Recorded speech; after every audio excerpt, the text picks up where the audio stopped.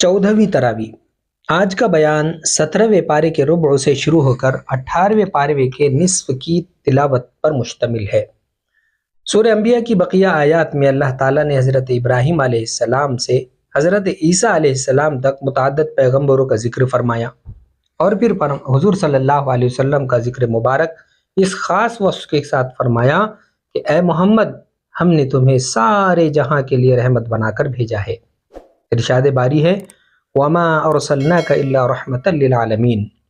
مضمون توحید پر سورہ انبیاء کا اختتام ہو رہا ہے۔ قُلْ إِنَّمَا يُوحَىٰ إِلَيَّ أَنَّمَا إِلَٰهُكُمْ إِلَٰهٌ وَاحِدٌ، یعنی تمہارا معبود ایک ہے سو اس کی بندگی کرو۔ اس کے بعد سورہ حج کا آغاز ہوتا ہے۔ اس سورہ شریفہ کی ابتدا بھی قیامت سے فرمائی گئی ہے۔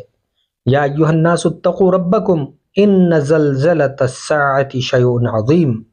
اس صورت میں پہلے لوگوں کو کہا گیا ہے کہ اپنے رب سے ڈرو، یقیناً قیامت کا زلزلہ ایک بہت بڑی چیز ہے کہ جس روز تم اس زلزلے کو دیکھو گے تو اس روز یہ حال ہوگا کہ ہر دودھ پلانے والی ہیبت اور دہشت کے مارے اپنے دودھ پیتے بچے کو بھول جائے گی، اور حاملہ اپنا دن پورا ہونے سے پہلے اپنا حمل ڈال دے گی۔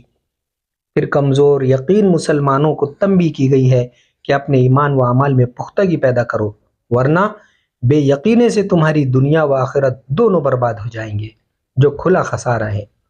اس کے بعد اہل ایمان کو مخاطب کر کے فرمایا گیا ہے کہ اب تمہارا نام مسلم ہے، یعنی نام حضرت ابراہیم علیہ السلام کی امت میں بھی تھا۔ پھر اس کے بعد بیت اللہ کا ذکر، یہی نام حضرت ابراہیم علیہ السلام کی امت میں بھی تھا۔ پھر اس کے بعد بیت اللہ کا ذکر فرمایا گیا ہے اور مطالبہ کیا گیا ہے کہ وَلْيَطَّوَّفُوا بِالْبَيْتِ الْعَتِيقِ، اور طواف کریں اس قدیم گھر کا۔ پھر مناسک حج ذکر کرتے ہوئے فرمایا گیا ہے کہ وَمَن يُعَظِّمْ شَعَائِرَ اللَّهِ فَإِنَّهَا مِن تَقْوَى الْقُلُوبِ، جو کوئی دین خدا کی ان یادگاروں کی عظمت کرے گا، یعنی احکام الہی کی پوری پابندی کرے گا، تو ایسا دل کے تقوی سے ہوتا ہے۔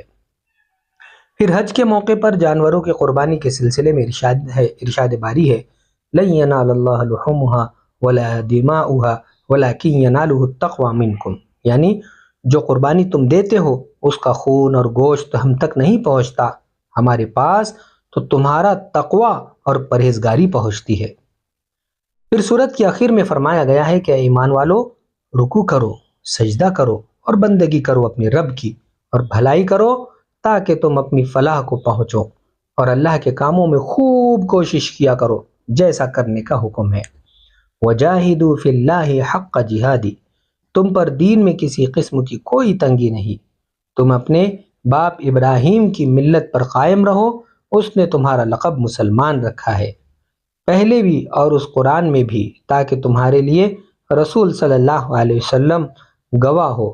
سو تم نماز کی پابندی رکھو، زکوٰۃ دیتے رہو اور اللہ کی رسی کو مضبوطی سے تھامے رکھو، وہ تمہارا کارساز ہے۔ سو کیا اچھا کارساز ہے اور کیسا اچھا مددگار، ہوا مولاکم نعم المولا و نعم النصیر۔ اس کے بعد سورہ مومنون کا آغاز ہوتا ہے۔ سورہ مومنون کا آغاز ان مسلمانوں کے ذکر سے ہوتا ہے جو صحیح عقائد اور ایمان ہونے کے ساتھ ساتھ اللہ کی عبادت، اس کے احکام کی تعمیل اور تمام انسانوں کے حقوق ادا کرتے ہیں۔ فرمایا قد افلح المؤمنون الذین هم فی صلاتهم خاشعون، عبادت کی ادائیگی خلوص سے کیا کرو، امانتوں اور عہد پیمان کی حفاظت کرو، بے حیائی کے کاموں سے دور رہو، دنیا اور آخرت کی فلاح کی راہ ہے، یہی دنیا اور آخرت کے فلاح کی راہ ہے۔ اوصاف مومنین کے ذکر کے بعد اللہ نے اثبات توحید کے لیے ایک کھلی نشانی یعنی تحقیق انسانی کا ذکر فرمایا ہے، اور ہر آسمان، زمین، پانی، نباتات اور چوپائیوں اور ان کے پیٹ سے نکلنے والی چیز یعنی دودھ اور اس کے بہت سے فائدے کی طرف اشارہ کرتے ہوئے قدرت کاملہ اور رحمت واسعہ پر استدلال کر کے لوگوں کو دعوت دی ہے تاکہ وہ توحید کا اقرار کرے اور راہ عبادت میں گامزن ہوں۔ پھر حضرت نوح علیہ السلام کا ذکر کر کے فہمائش کی گئی کہ نجات اتباع رسول میں ہے۔ اہل ایمان غرور سے اپنے اعمال کو ضائع نہیں کرتے، ان کے دل اس خیال سے کانپتے ہیں کہ انہیں اپنے رب کی طرف لوٹنا ہے، وہ نیکی کے کاموں میں مسابقت کرتے ہیں۔ اولئک یسارعون فی الخیرات وہم لہا سابقون۔ آگے ارشاد باری ہے کہ ہم کسی شخص پر اس کی ہمت سے زیادہ کام کا بار نہیں ڈالتے۔ اے نبی، یہ مخالفین اپنی عادت سے باز آنے والے نہیں یہاں تک کہ ان کو موت آ جائے گی، سو اس وقت پچھتانا شروع کریں گے، مگر یہ آخری وقت پچھتانا کام میں نہیں آئے گا۔ اس کے بعد 24 نمبر کی صورت ہے جو سورہ نور سے موسوم ہے۔ اس صورت میں مسلم معاشرے کو اخلاقی اقدار عطا فرمایا گیا ہے اور معاشرتی ضرورتوں کے لیے اخلاقی و قانونی احکام و ہدایت نازل فرمائی ہیں۔ چنانچہ صورت کا خلاصہ 12 نکات میں کیا جا رہا ہے۔ زنا کی سزا خواہ مرد ہو یا عورت 100 کوڑے ہیں۔ بدکاروں کا خواہ مرد ہو یا عورت مقاطعہ یعنی بائیکاٹ کیا جائے اور ان سے نکاح بھی نہ کیا جائے۔ زنا کا بہتان اور ثبوت نہ پیش کرنے کی سزا 80 کوڑے ہے۔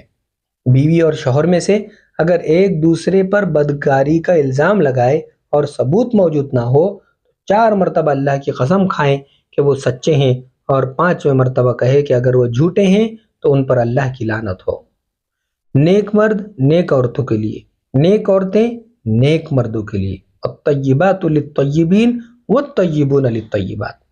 اسی طرح خبیث مرد اور خبیث عورتوں کا ساتھ ہے، تو جو فحش باتوں کی تشہیر کرے وہ لوگ سزا کے مستوجب ہیں۔ جب تک ملزم کے خلاف ثبوت نہ مل جائے وہ بے گناہ سمجھا جائے، بغیر اجازت دوسروں کے گھروں میں داخل نہ ہو۔ مرد بھی عورتیں بھی نہ ایک دوسرے کو گھور گھور کر دیکھے اور نہ تاک جھانک کرے۔ عورتیں سنگار کر کے نامحرموں کے سامنے نہ آئے اور ان کو اپنا سینہ ڈھانک کر رکھنا چاہیے، اور اسلام میں مجرد زندگی ناپسند ہے۔ خلوت کے اوقات میں گھروں کے اندر کمروں میں بڑے تو کیا بچے بھی داخل نہ ہوں۔ اپاہج اور معذور آدمی اگر کھانے کی چیز کسی کے یہاں سے بغیر اجازت کھا لے تو اس کا شمار چوری اور خیانت میں نہ ہوگا۔ اور پھر دوسرے رکوع میں واقع افک ہے جس میں منافقین نے حضور صلی اللہ علیہ وسلم کو تکلیف پہنچانے کے لیے حضرت بی بی عائشہ صدیقہ رضی اللہ تعالی عنہ کی بہتان تراشی کی تھی، جس کی اللہ نے سورہ نور میں تردید فرمائی اور بےہودہ بکواس کرنے والوں کی مذمت فرمائی، اور تنبیہ فرمائی کہ اگر تم مومن ہو تو آئندہ ایسی حرکت نہ کرنا۔ اللہ تعالی ہم سب کو تعلیمات اسلامیہ پر عمل کرنے کی توفیق نصیب فرمائے اور بدکاری، فحش کاری، بدنظری، تعصب، بہتان تراشی جیسی معصیت سے حفاظت فرمائے۔ السلام علیکم ورحمۃ اللہ وبرکاتہ۔